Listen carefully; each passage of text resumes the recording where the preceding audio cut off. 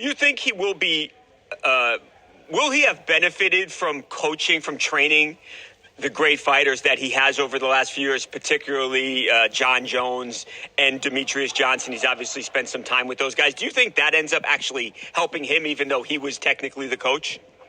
I think so. I'm sure that he's done a lot of wrestling with these guys, and has stayed in shape. But again, training is not fighting. Fighting is a whole nother ball game. So, but when you look at what an incredible athlete Cejudo is, look at John Jones. John Jones has been off for 3 years. Look how easy he made it look to come out with Cyril gone. So, maybe Cejudo is that type of freak athlete. Speaking of Mighty Mouse and John, I was talking to Henry the other day, and he said with a win over Aljamain, he believes that he cements a place on the MMA Mount Rushmore alongside John, Demetrius, and Anderson Silva. What do you think, being a historian of MMA? Well, there's no doubt the guy has broke a lot of records, and he's accomplished a lot here. And but to go out there and start saying, hey, I should be on the Mount Rushmore when you've been, retired for 3 years, and when you're retired, in my opinion, sort of early, right. It's listen, you beat Aljo. There's still a few fights out there for him to really cement himself as one of the greatest of all time. Well, if you like that, Dana, he also said and he's got this whole blueprint in his mind here. He says that I fight Aljamain, then I beat Sean O'Malley, then I'd like to go up and fight Alex Volkanovski, win that third belt, and then he believes he would actually be considered the greatest fighter ever, not just Mount Rushmore, one and only the GOAT, period. Now you're talking. And while I agree he would be on the Mount Rushmore, still tough to call himself the GOAT while John Jones exists. Yeah, I think a lot of people probably feel like that. So very interesting comments there from Dana White in relation to Cejudo's claims that he is the GOAT, or he's on the Mount Rushmore, or that he could potentially go on to solidify himself as the GOAT. Dana White doesn't think that will be the case whilst John Jones exists. And it's interesting that he mentioned John Jones, because John Jones is a fighter who has come through a similar predicament to this. John Jones recently returned at a higher weight and stepped into the octagon with Cyril Gane. And we previewed that here on the show. And we took John Jones as a lock. We did not factor in octagon rust. We did a little. Obviously, that was a factor that we had to look into. But we also identified that was the only benefit that Cyril Gane had in that fight. The fact that John Jones had a little bit of rust on him, and John Jones made that look like absolutely nothing. It was a non-factor. And obviously, Cyril Gane isn't the same opponent as Aljamain Sterling here, and that's the key. I felt like that if John Jones could overcome the rust, that he had Cyril Gane beaten everywhere in terms of takedown defense, being able to wrestle, striking. I felt like Jones was the better MMA fighter all round, and that did not take long to prove. So it was just a case of rust. That is not the situation here. Now, granted, if this fight was taking place in 2020, you'd probably getting a lot shorter line on Henry Cejudo. I wouldn't be surprised if he was the minus 180, minus 200 favorite if this was happening in 2020. But it isn't. It's happening in 2023. And it's a main event where one guy hasn't fought for the last 3 years. As for Sterling, he's established himself as the number 6 pound for pound fighter on the planet. He is riding an 8-fight win streak into this fight and is a tremendously balanced mixed martial artist, where you cannot say Henry Cejudo is better than him here, and here, and in all other areas if he's at his peak. That was the case for John Jones. If we got anywhere near the old version of John Jones, he would have easily beaten Cyril Gane, and that's what we saw. I don't think that's the case here. Sterling's grappling is what sets him apart from other elite fighters in this 135-pound division, and he himself is an elite fighter. If he wasn't an elite fighter, he wouldn't have the people in his corner that he has. He is a black belt in jiu-jitsu. under Matt Serra, and he's a former NCAA D3 wrestler. He's relied on grappling and wrestling to propel himself to superstar status, and Serra will be in his corner for this fight, and that's for the first time since UFC 250. Also have a look at the rest of the corner here when you've got Serra, you've got Ray Longo, you've got Mirab Dirashvili, you've got Ala Quinta. That, for me, is one of the most loaded corners that I have ever seen. Now, Cejudo, he returns here. He is one of the greatest fighters of all time, but he's fighting his first fight since a 2020 victory over Dominick Cruz. And since that point, he's been more known for being cringy and awkward as opposed to being a credible MMA fighter who rightfully belongs in the conversation among one of the best to ever do it, but not, for me, in that Mount Rushmore conversation at this point in time, because that for me is Anderson Silva, it is John Jones, it is Khabib Nurmagomedov, somebody we haven't mentioned. And when you're looking at MMA as a business, you also have to throw in the likes of Ronda Rousey, Conor McGregor, even a Brock Lesnar, who brought incredible numbers and presence to UFC. I don't think that they are the greatest fighters, but you cannot overlook box office and box office appeal and what those people have done for the sport. I don't think, for me, that's a deciding factor. I look at wins and losses and title belts, and for me, I end up landing on John Jones coming slightly ahead of Khabib Nurmagomedov, and Anderson Silva. He's number one for some people, and I could easily make a case for him being number one. But I do feel that the losses at the end of a career, the same way I feel about a Mike Tyson, is the same way that I feel about an Anderson Silva. I do believe, even if they do happen in your 40s, I do believe that losses at the end do damage your overall legacy when you're looking at your record on paper. But at his peak, if you're looking at a window of a fighter at his absolute peak, if you're looking at the version of Anderson Silva that existed for 5 or 6 years up until 2012, then that version of Anderson Silva is the greatest fighter of all time. But for Cejudo, I never really put him in these conversations. As I said, he's more known for sort of being cringy than being a credible fighter, or at least being a fighter who's in that pound for pound best of all time conversation. But make no mistake about it, this is an elite fighter, or at least he was in his prime.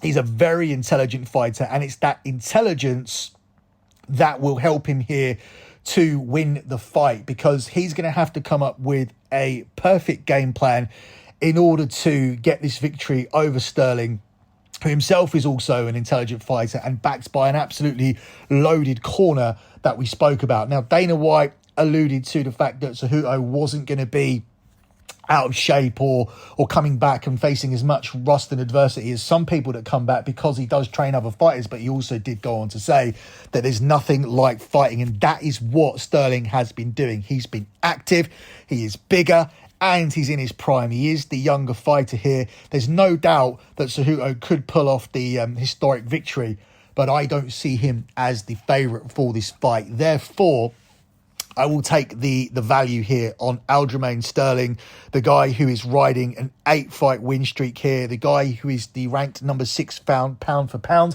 the guy who's been active over the guy that's had 3 years out, and for me, never really had that pound for pound Mount Rushmore greatest of all time career.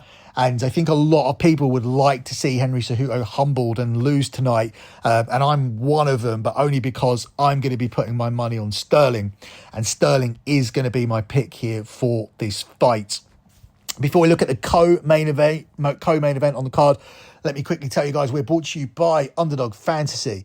Best Ball Mania 4 is here, and Underdog Fantasy is giving away $15 million in prizes, plus plenty of ways to win with NBA, NHL, and MLB with their player prop parlays. Head over to underdogfantasy.com, use the promo code SGPN for a 100% deposit bonus up to $100. That's underdogfantasy.com and the promo code SGPN. Also, it's Kentucky Derby week and a notorious OTB brought to you by Sports Gambling Podcast Network for all your Triple Crown bets. Plus, leave a review for the show wherever you get your podcast between now and Belmont Saturday on June the 10th, and you'll be entered into a drawing to win a canvas print of the Wolves' one-of-a-kind Fallen Bob painting. It's post time. And we have some bonus content, exclusively on the SGPN app, where the winner gets a $100 SGPN gift card. You know, I like that SGPN merch. I'm always wearing the baseball caps. I like my Soccer Gambling Podcast hoodies. So head over to store.sportsgamblingpodcast.com to actually support your favourite podcast. Hopefully, the Soccer Gambling Podcast. Go grab yourself a Soccer Gambling Podcast hoodie or t-shirt over at the store. Moving on to the co-main event. This is another close fight between Gilbert Burns and Belal Muhammad, who's worked himself up into a co-main event fight here. Gilbert Burns is the 4-5 favourite to win it. Belal Muhammad is the even money underdog. The method of victory market sees Belal Muhammad here at 5-1 to win via TKO KO. Gilbert Burns is the 4-1. He's priced at 4-1 for TKO KO. He's 5-1 for a submission. Belal Muhammad is 14-1 for a submission. Both men are identical, much like the last fight, at 5-2 plus 250 to get it won via a decision. Now, this is a 5-round fight also, where over 2.5 rounds is at 2-5 and under 2.5 rounds is at 7-4. Over 3.5 rounds is 4-7, with under 3.5 rounds at 5-4. Over 4.5 rounds is 4-6, with under 4.5 rounds at 11-10. And fight to go to distance, yes, at 10-11, and no at 10-11 minus 110. Another difficult fight to call. Obviously, the odds would suggest that it's almost a toss-up. But in this particular fight, Gilbert Burns is a stronger favourite than we saw in the last fight, a slightly stronger favourite than Henry Cejudo. Is it justified, though? Should Gilbert Burns be the slight favourite to win this fight? Or could Belal Muhammad pull off the upset? This is a really difficult fight to call. I'm more certain that it's going to go long. I'm more certain it will go to distance rather than picking anybody to win, because I have a narrative here in my head that had it been a 3-round fight, Gilbert Burns would have won it. Gilbert Burns is going through a quick turnaround to even take this fight. And overall, I feel that it would benefit him here to have a 3-round fight anyway, because Belal Muhammad's main advantage here would be the cardio. Now, the big question that I have is, will Gilbert Burns be able to build up enough of a lead to hold on the scorecards? This is not to say that Muhammad is going to be ineffective in the opening rounds. I think he's going to push the pace. I think, though, by doing that, he's going to make Burns use muscle techniques and tire himself out and then take over the fight. Burns can land takedowns early. He can hunt for submissions or land overhand bombs on Muhammad early in the fight and maybe wobble him. But Muhammad, he's shown durability. I think he'll come through that. And he has solid defensive jiu-jitsu. He's shown that throughout his career. He has been wobbled. He's been wobbled by Leon Edwards and by Vicente Luque in recent fights, and actually got knocked down by Luque as well. But Muhammad is also highly resilient, and I think he could be a good live bet here as well. So this could be something where, if you're willing to take the risk that Gilbert Burns is going to win those early rounds, there's going to be a big price available on Belal Muhammad. For me, I'm not confident enough that Belal Muhammad isn't going to have too much to do to come back into this fight. I feel confident that he will be more active and his cardio will give him a huge benefit in the final few rounds, and that makes him a live dog here. But ultimately, I'm going to go with the prop for the decision. I'm going to go for yes, this fight does go to a decision, and I'm going to take that at the price of 10-11 minus 110 with a slight lean that Belal Muhammad can pull out the 3 rounds here that he needs to win the fight. Whether he actually wins them and gets them on the judges' scorecard, though, is a different thing altogether. With a fight this tight, you don't want to rely on the absolutely useless and unreliable UFC judging. Therefore, we will just take it to go the distance, and we will relax and await for whatever outcome they come up with and not worry about it, because we've already cashed our selection. Closing out with your lock on this show. This is tough because we've covered 2 very, very close fights, and I don't think that I have given overwhelming, concrete reasoning for anybody to win or for anything to cash that justifies a 1 unit selection. Now, people will scoff at that because you're very used to gambling Twitter where people are doing things like 5-star plays for 5 units or 10-star maxes or 20 unit whales or plays of the year that seem to happen every week or 50 unit diamonds. I don't do any of that. On my service, lockbetting.com, I take 1 unit plays seriously. In fact, that's usually the maximum. It's very rare that I'll go 1.5 unit or 2 unit because I actually care about people's money and the fact that I am getting people to bet their hard-earned money and to tail my advice. So I don't mess around with 1 unit plays. For me, a 1 unit play is £100, and for a lot of people it can take an entire day of work to earn £100. So I take that seriously, and therefore I'm not going to invest in this lock for an entire unit. I'm going to scale it back. I'm going to give you a half unit lock here for this show, and that's going to be on Aljamain Sterling to beat Henry Cejudo.